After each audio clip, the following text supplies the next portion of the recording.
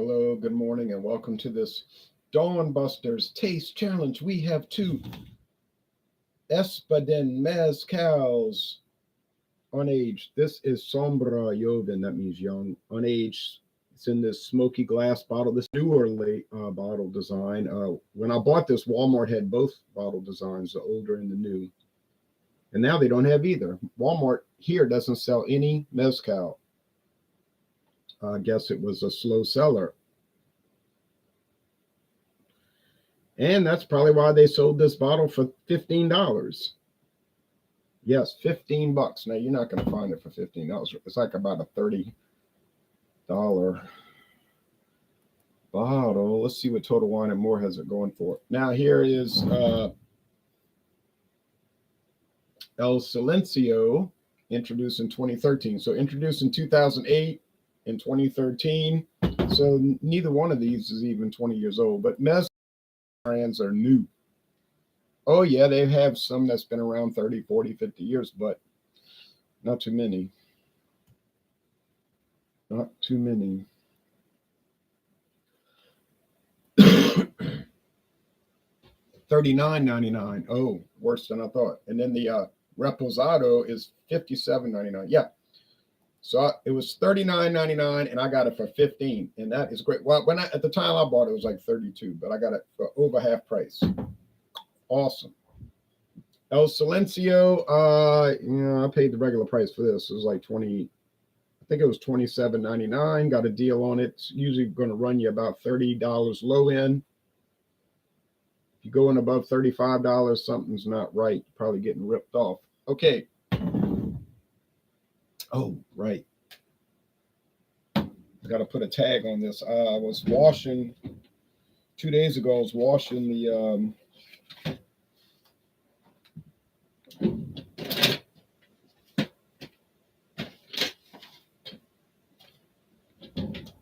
I need some paper. I was washing the glass and it slipped out my hand and it broke. Yeah. Too bad, but that's what happened. So luckily I had some extra glasses. I got like 4 of them. Not to be greedy. I got them because I figured I'd break them eventually, washing them practically every day. It's gonna the soap is slippery and it slips out your hand. I hand wash them, and I said it was just a matter of time. Kind of cut my hand a little bit too. Luckily, a very minor nick. It was bleeding. Little thing, it'll bleed like that. Let's see. Gotta put the right tag.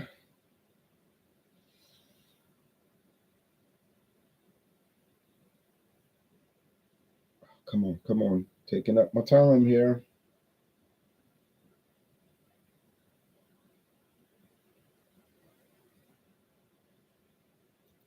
Sorry about that. I just remembered that. Now I'm going to tape it on there like I do.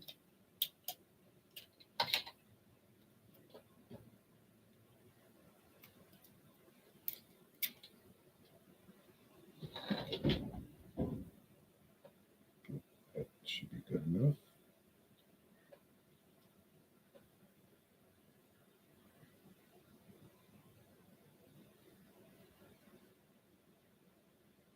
I better use this piece.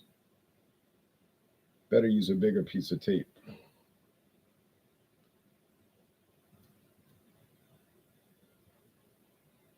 Okay. There. Now, hopefully this glass will do like the last one and go 3 or 4 years. Probably went 3 years without me breaking it. 2.5, 3 years.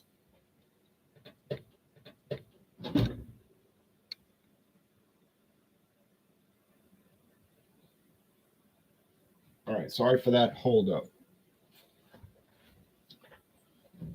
And see, once they're gone, I don't know where to get these. Like these were given to me, so they're awesome glasses for doing taste challenges and just tasting of any kind of liquor. And I don't know where to get Diamore glasses, No, I mean. Okay, so the Sombra, introduced in 2008, 45% alcohol. Like I said, it's got a wooden cap, but neoprene, like the rubber at the bottom of the shoe soles.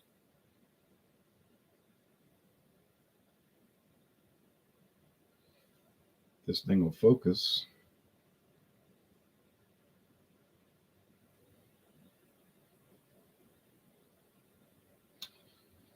That's not going to cooperate. It's under Diageo's control now. Didn't start that way, but that's the situation. A lot of things come under Diageo's control. Kind of like in Anheuser-Busch with beer, a lot of things eventually come under their control. Now, from what I could tell, El Silencio is still independent, but it's an independent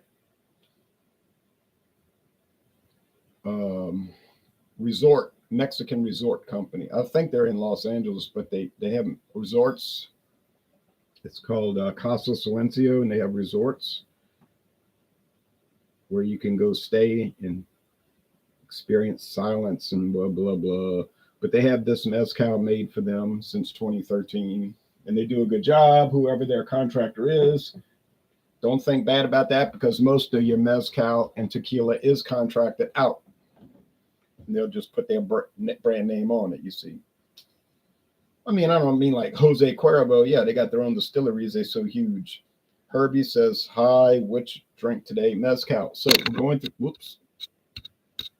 going through mezcal for the time being. And then we'll be moving on to rye whiskey. And I've got to review that rye before I do challenges. It's called Ezra Brooks rye, and I think it's the older one. The older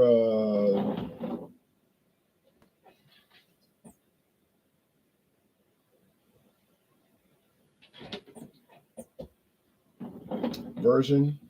How do you call that version? Older expression. I think they updated there. But I got a bottle for cheap, like some local store, I think in Kenner, Louisiana, had it for like $15. And probably because they knew that the new bottles would be coming in and they wanted to get it off the shelf, and so I bought it. Okay.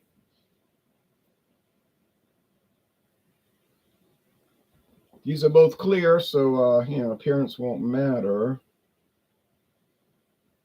Tags. I don't know if I'll be able to tell them apart. I'm going to tell you right now, because these are so close. And I can't say shop price because they're all about the same price. So what's the answer with mezcal? There is no answer. You just try them all and you'll say, oh, they're kind of like all the same. But in a good way. I don't mean they're all the same bad. They're just so far. Now, will I run across some that might be more developed? Yeah. I do have that Reposado from, it's aged from, or rested for a few months from Licorice Veracruz. But anyway, it's not even really that different. It's just yellowish. All right.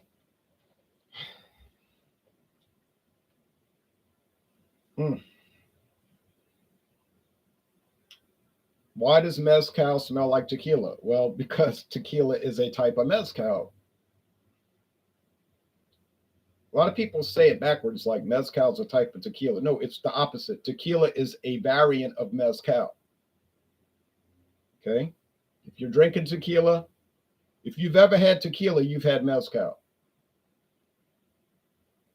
But you might have mezcal, you might have tasted mezcal, but never tried tequila. So it smells like the agave juice. Like I said in videos earlier this week, you cannot describe agave to somebody who hasn't had it, because it's unique and it's sweet, yeah, and it's vegetable, but the distinct aroma and flavor is not relatable to anything else that I can think of. So that's why I can't describe it.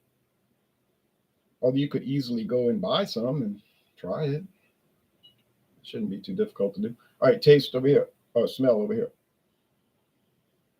Kind of smoky. And I remember the Sombra being distinctively smoky, and the El Silencio not really being too smoky at all, but there's a trace of it. It's cold outside right now, and I'm not motivated to go walking yet. I usually go in the summertime. I'll be walking at 5:15 in the morning, but to go out there in 30 something degree weather and be chilled, I'm not motivated. I'd rather be warm, you know. All right.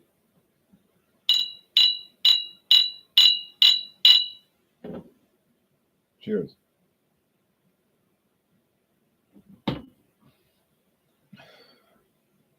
I tell you what, though, it's not in the nose, but it's there in the flavor.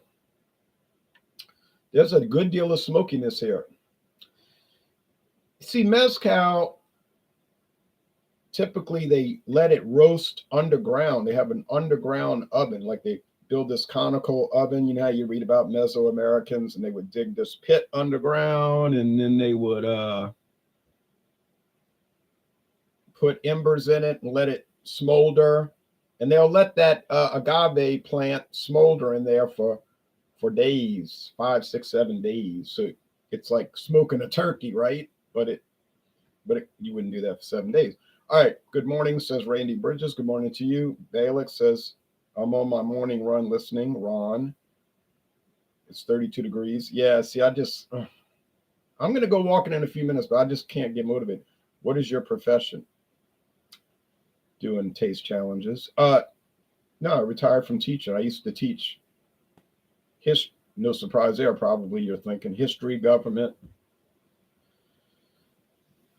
free enterprise, world geography, world history, psychology for 14 years for high school, and also taught American history and world history for universities, 2 of them, Southeastern Louisiana University and Southern University in New Orleans. Not full-time at the college, part-time at the colleges. Now, I just work part-time, and I do challenges for you. And for me, too, because I'm curious. I'm a curious little person. Oh, chemistry. Yeah. This is chemistry here.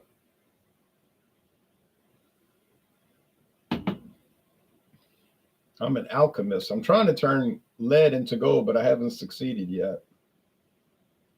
But I'm very close. Very close. And then when that happens, you won't see me no more. I'll be gone with the wind. Okay.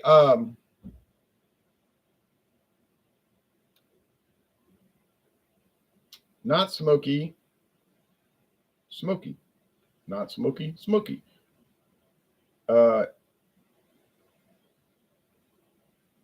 Sombra, smoky. El Silencio, not smoky. I think we got our answer here, but we'll give it a second chance.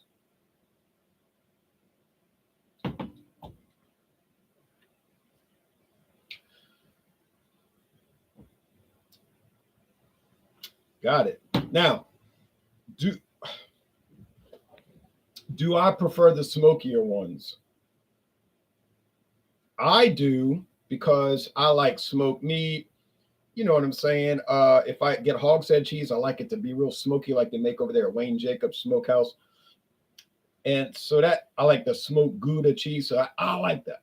And I don't really like stuff with the liquid smoke. That's kind of nasty. But the real smoke from the, hold on, just might have had some smudges on the camera, I think. All right, yeah, it did. But so it works if this is smoky, like the Scotch. My all-time favorite Scotch whiskey is Ardbeg 10. It's so smoky. Now, I watched other reviews where people were saying, I don't know if I can get used to this. I don't think this is one for me. That smoke has just got me thrown off and I don't like it. Okay, fine. That's a personal preference issue. They did admit that it was well made, they thought, but it's just something they didn't think, they couldn't take it. But in my case, that is what works for me the most. I love that. Would I get tired of it? I guess I might get tired of it. Haven't overindulged. The smoked beers, the Rauch beers from Germany, those are good too. But the problem with those is the smoke doesn't really hold together on the flavor. Like like a lot of these flavored beers, but it's not flavored. It's got actual smoke from the barley is roasted in a way that gives it that. But when you smell it, it's like, oh, barbecue, smokehouse. When you taste it, it is that, but then it's the more you sip on it, the Roch beer, then it's just like, well, it's just beer, it just tastes like beer. And with a little bit of that smoked meat backbone thing. But I do recommend it. I mean, it's something to try. If you've never had it from Bamberg, Germany, I would say try it. Gotta try it. I mean, if you like smoky stuff. If you don't like that, stay away. If you don't like smoky stuff, stay away from Sombra. Stay away.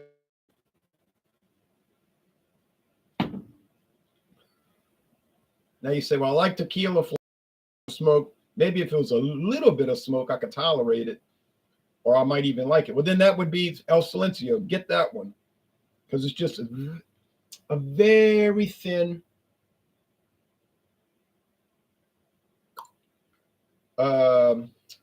taste of smoke. But it's just a wisp of it. And then it's gone. And then you can concentrate on the what we would call the tequila flavor, that the flavor that everyone who's drunk tequila knows about. So is mezcal flavor similar to tequila flavor? They're the same in every practical way. But then there are of course distinct sub flavors, like with the Sombra that I keep harping on, the smokiness. Okay.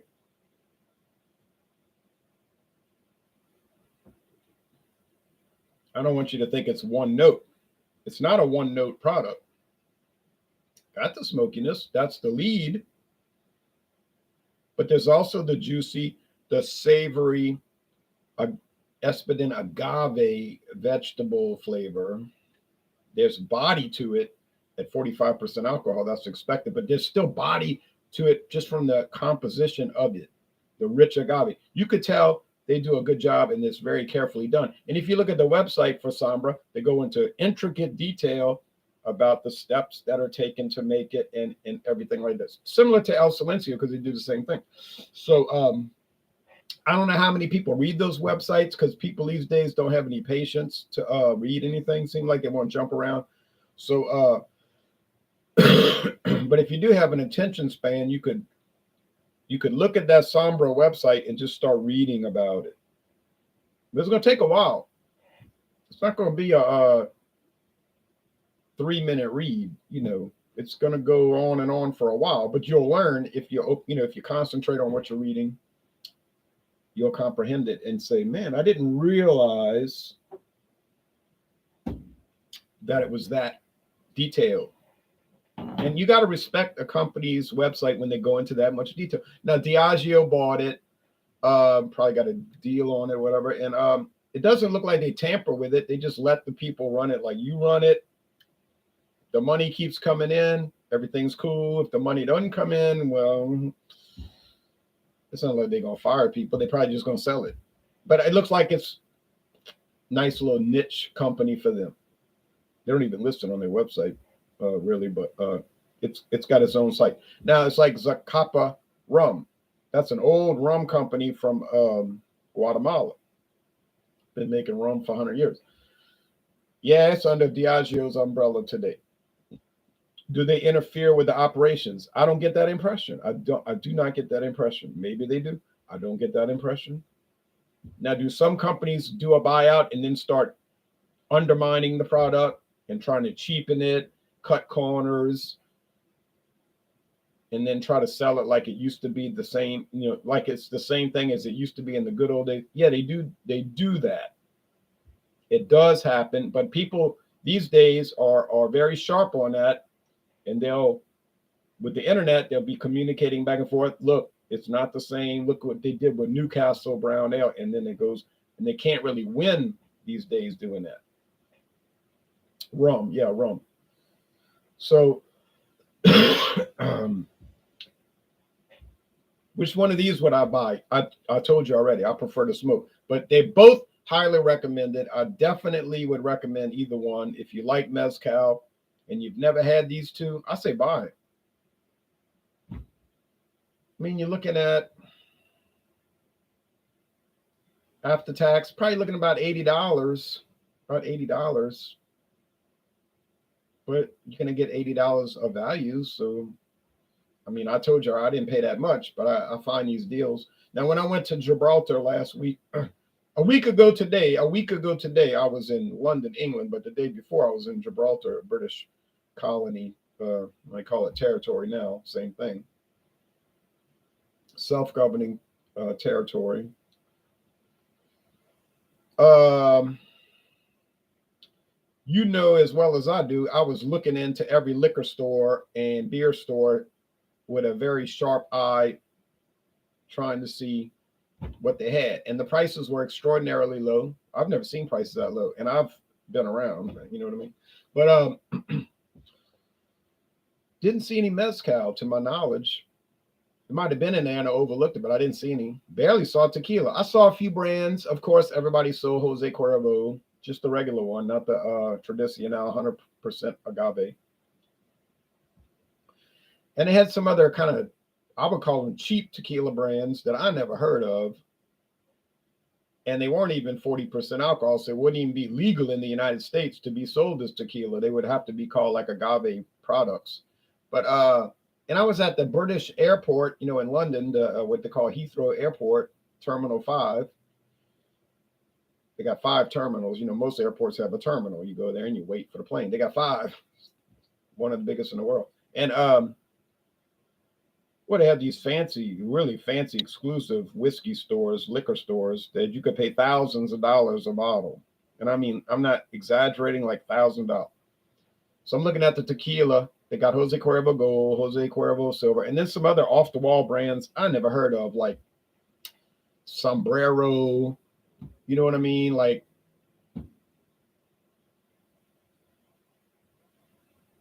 Nacho, Fiesta, you know, like stereotypical Mexican names, tequila. And I said, what? Why would they carry this? You know, like why they don't have 1800? Why they don't have Patron or